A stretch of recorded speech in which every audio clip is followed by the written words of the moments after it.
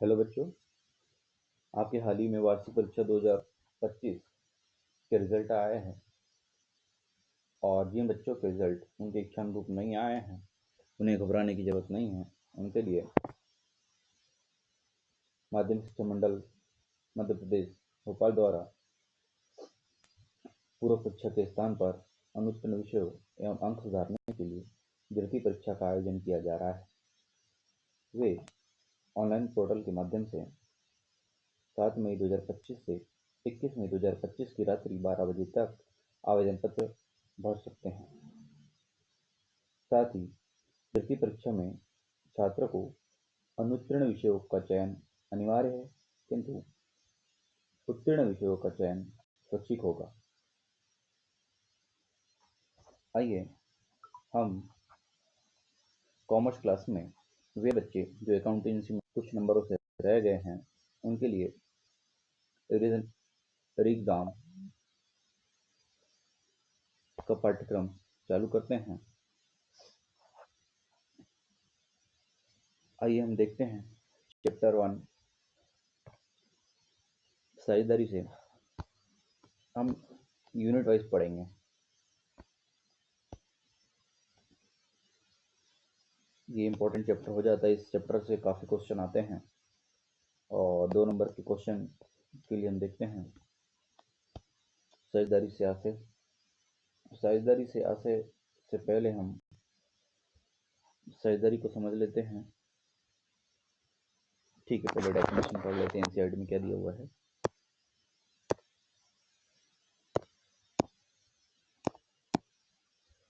साझेदारी से आशय जब 2 या 2 से अधिक व्यक्ति एक व्यवसाय स्थापित करने और लाभों एवं हानियों की भागीदारी के लिए सहमत होते हैं तो वे साझेदारी या भागीदारी माने जाते हैं।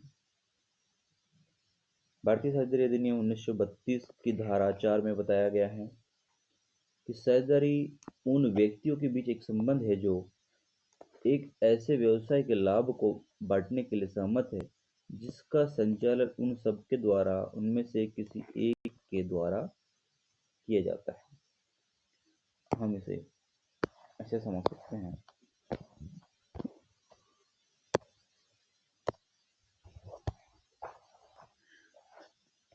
दो व्यक्ति है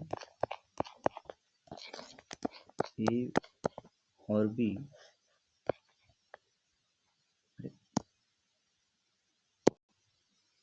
ए और बी आपस में एक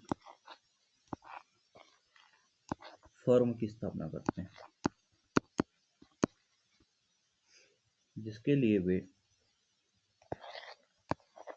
1 लाख और 1 लाख दोनों पूंजी को जुटाते हैं। हम इसको नाम दे देते हैं ए और बी, और यह पूंजी लगाकर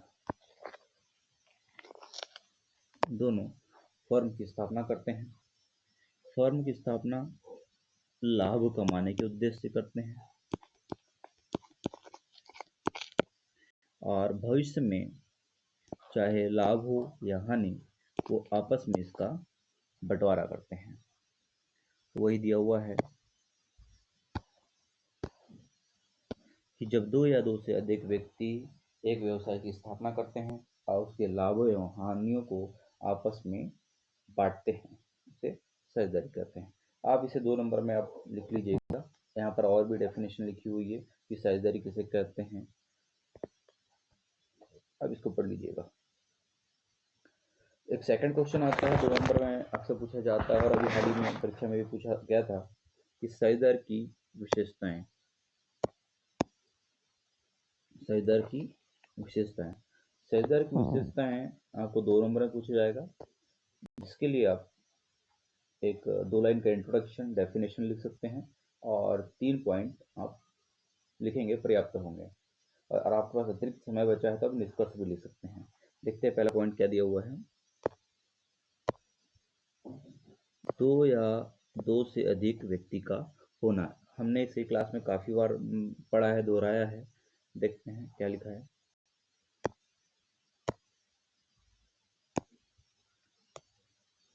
साझेदारी गठन में एक समान लक्ष्य के साथ कम से कम 2 व्यक्तियों का साथ आना चाहिए। दूसरे शब्दों में, एक फर्म के गठन में कम से कम 2 साझेदार हो सकते हैं। हालांकि यहाँ पर एक फर्म की गठन करने के लिए व्यक्तियों की अधिकतम संख्या की एक सीमा है। अब अधिकतम संख्या के लिए हमने भारतीय साझेदारी अधिनियम एक्ट 1932 को देखा था, जिसमें अधिकतम संख्या हो सकती है 100 और बैंकिंग व्यवसाय की दृष्टि से अधिकतम संख्या हो सकती है 20। आप इसे ध्यान रखेंगे, ठीक है। सेकंड पॉइंट देखते हैं। सेकंड पॉइंट दिया हुआ है आपके पास, अनुबंध या समझौता। अनुबंध या समझौता भारतीय साझेदारी की दूसरी प्रमुख विशेषता है अनुबंध या समझौता। साझेदारी 2 या 2 से अधिक व्यक्तियों के बीच अनुबंध या समझौते का ही परिणाम होता है, जो व्यवसाय चलाते और लाभानी बांटते हैं। व्यवसाय चलाने तथा आपसी संबंध के लिए समझौता या अनुबंध साझेदारों के बीच एक आधार होता है। यह आवश्यक नहीं है कि साझेदारों के बीच समझौता लिखित रूप में हो या मौखिक भी वैध हो सकता है, लेकिन किसी विवाद से बचने के लिए प्राथमिकता दी जाती है कि साझेदारी या साझेदार में लिखित समझौता उचित या श्रेष्ठ माना जाता है। तो सेकंड पॉइंट आपका हो गया अनुबंध या समझौता।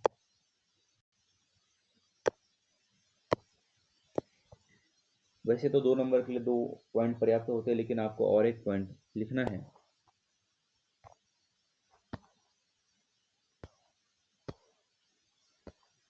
तीसरा पॉइंट आपके लिए हो जाएगा लाभ का विभाजन।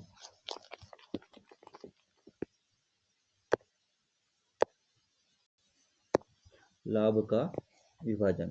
साझेदारी या भागीदारी का एक अन्य महत्वपूर्ण तत्व यह है कि साझेदारी के बीच समझौता निश्चित रूप से व्यवसाय के लाभों एवं हानियों को बांटने के लिए होना चाहिए। यद्यपि साझेदारी अधिनियम के अंतर्गत परिभाषा के विवरण में साझेदारी को उन लोगों के बीच संबंध के रूप में बताया गया है जो व्यवसाय के लाभों को बांटने के लिए सहमत होते हैं। आपको इतना नहीं लिखना है, आपको सिर्फ इतना लिख देना है तीसरे पॉइंट में कि साझेदारी या भागीदारी का एक महत्वपूर्ण तत्व यह है कि साझेदारों के बीच समझौता निश्चित रूप से व्यवसाय के लाभों एवं हानियों को बांटने के लिए होना चाहिए।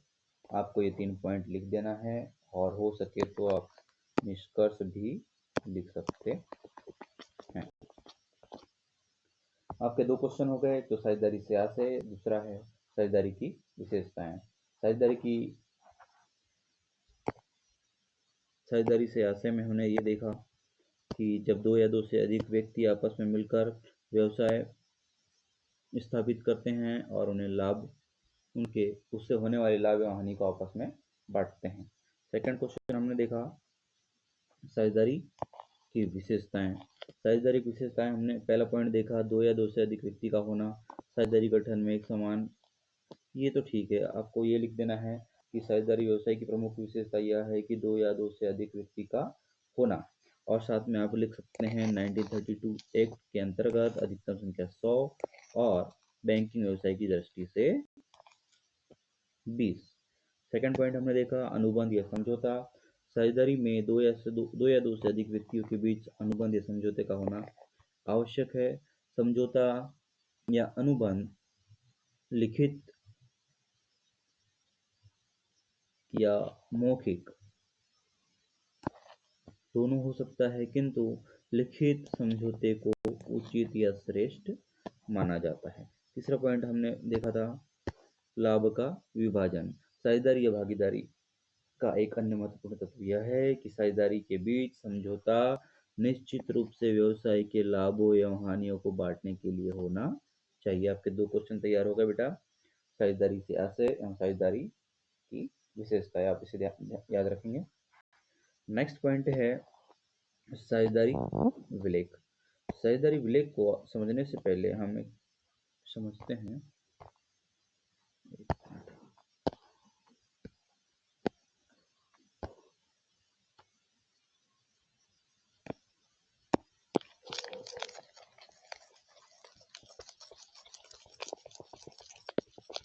साझेदारी विलेख एक डॉक्यूमेंट है। एक मिनट।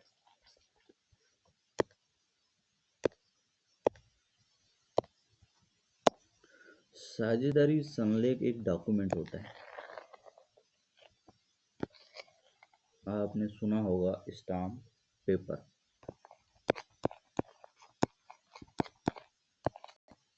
ये एक ऐसा डॉक्यूमेंट होता है जिसमें व्यवसाय से संबंधित सभी बातों का उल्लेख होता है कि व्यवसाय का नाम क्या होगा, व्यवसाय का स्थान क्या होगा, कितने साझेदार होंगे, लाभ का विभाजन कैसे होगा, पूंजी पर ब्याज दिया जाएगा या नहीं दिया जाएगा, आहरण पर ब्याज दिया जाएगा या नहीं दिया जाएगा, या फर्म किस वस्तु विशेषता का या सेवाओं का उत्पादन करेगा। इन सभी बातों को हम देखेंगे। ठीक, आइए पढ़ते हैं क्या लिखा है।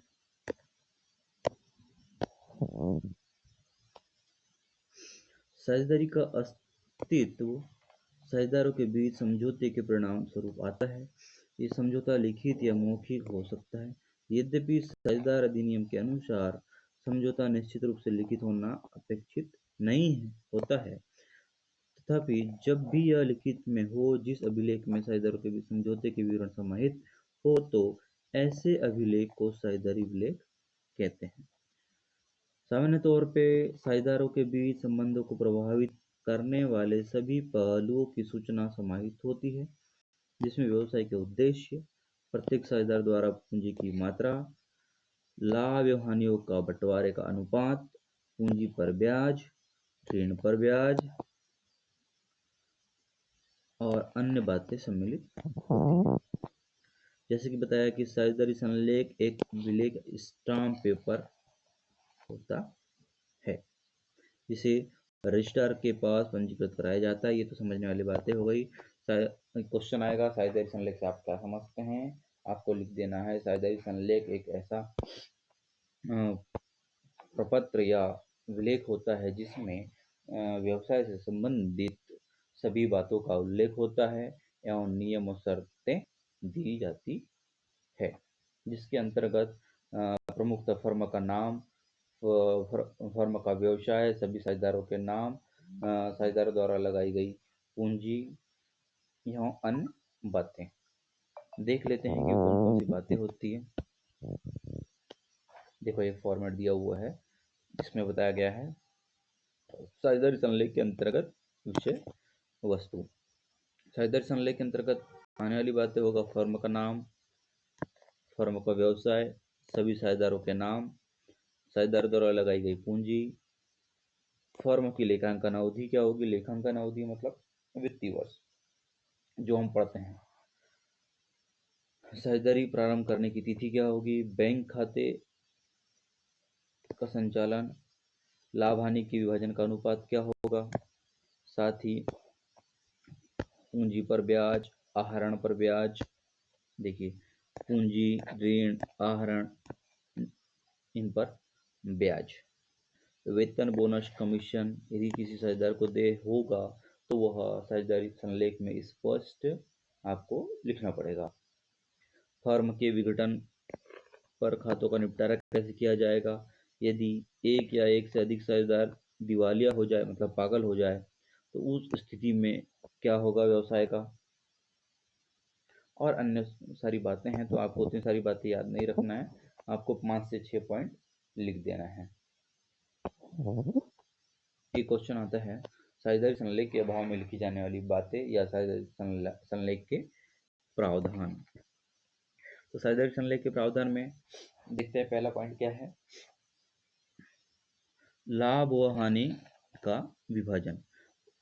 क्या लिखा है, यदि समझौते में विलेख लाभ विभाजन अनुपात पर अस्पष्ट या मौन है, मतलब कि आपके साझेदारी संलेख में नहीं दिया गया है कि लाभ विभाजन किस अनुपात से किया जाएगा, तो ऐसी स्थिति में लाभ और हानि को सभी साझेदारों के द्वारा बराबर बराबर बांट लिया जाता है, चाहे फर्म में उनके द्वारा लगाई गई पूंजी की मात्रा कितनी भी हो। सेकंड पॉइंट क्या है, पूंजी पर ब्याज। पूंजी पर ब्याज,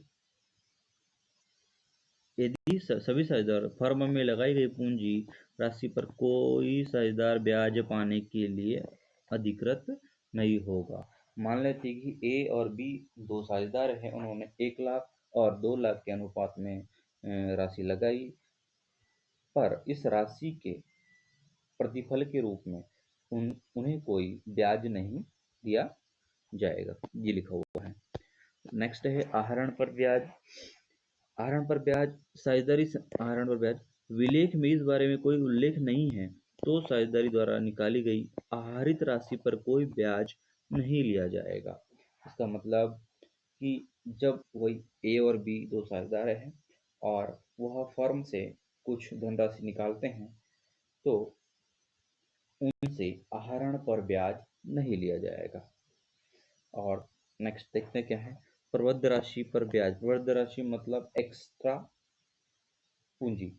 कोई व्यक्ति ए और बी दो साझेदार है, यदि बी चाहता है, उसके पास अतिरिक्त धन है, तो उसने पहले 2 लाख तो दे चुका है, किंतु वो और 2 से 3 लाख एक्स्ट्रा देना चाहता है, तो ऐसी स्थिति में उसे क्या, हम मतलब फर्म कोई धनराशि या ब्याज के रूप में उसे धन देगा। देखते क्या लिखा है, यदि कोई साझेदार फर्म के व्यवसाय के उद्देश्य हेतु प्रबद्ध राशि लगाता है तो वह इस राशि पर ब्याज पाने के लिए अधिकृत होगा, जो उसे 6% प्रति वर्ष की दर से होगा। मतलब कहना यह है कि यदि कोई साझेदार एक्स्ट्रा मनी फर्म को पे करता है तो उसके लिए वह हो सकता है कि 10% की डिमांड करे, 12% की डिमांड करे, लेकिन प्रावधान के अंतर्गत उसे 6% 6% वार्षिक के रूप में दे होगा। क्लियर है। नेक्स्ट पॉइंट है बेटा, वेतन, बोनस या पारिश्रमिक। फर्म के कार्य हेतु पारिश्रमिक। कोई साझेदार फर्म के व्यवसाय चलाने के लिए किसी प्रकार का वेतन या पारिश्रमिक पाने का अधिकार नहीं होगा, जब तक कि इस बारे में साझेदारी विलेख में कोई स्पष्ट प्रावधान न दिया हो। ठीक है, मतलब किसी भी साझेदार को जब तक स्पष्ट न लिखा हो, वेतन, बोनस, कमीशन या पारिश्रमिक नहीं दिया जाएगा। हमने कितने पॉइंट देखे बेटा, देख लेते हैं। हमने पहला पॉइंट देखे, लाभ हानि का विभाजन अनुपात कैसा होगा, समान होगा। पूंजी पर ब्याज दिया जाएगा क्या, तो नहीं दिया जाएगा। आहरण पर ब्याज लिया जाएगा क्या, तो नहीं लिया जाएगा। यदि कोई साझेदार अतिरिक्त धनराशि फर्म को देता है तो उससे कितने प्रतिशत ब्याज दिया जाएगा, 6%। वेतन, बोनस, कमीशन दिया जाएगा क्या किसी साझेदार को, तो नहीं दिया जाएगा। ये सभी बातों को आपको ध्यान रखना है और ये क्वेश्चन इंपॉर्टेंट है, जो कि आया वो अभी भी एग्जाम में आया था और भविष्य में आएगा। ठीक है, आज हमने कुछ थ्योरी देखे। थ्योरी में पहला क्वेश्चन हमने देखा था क्या, साझेदारी से। हाँ से आप इस क्वेश्चन को देख लीजिएगा।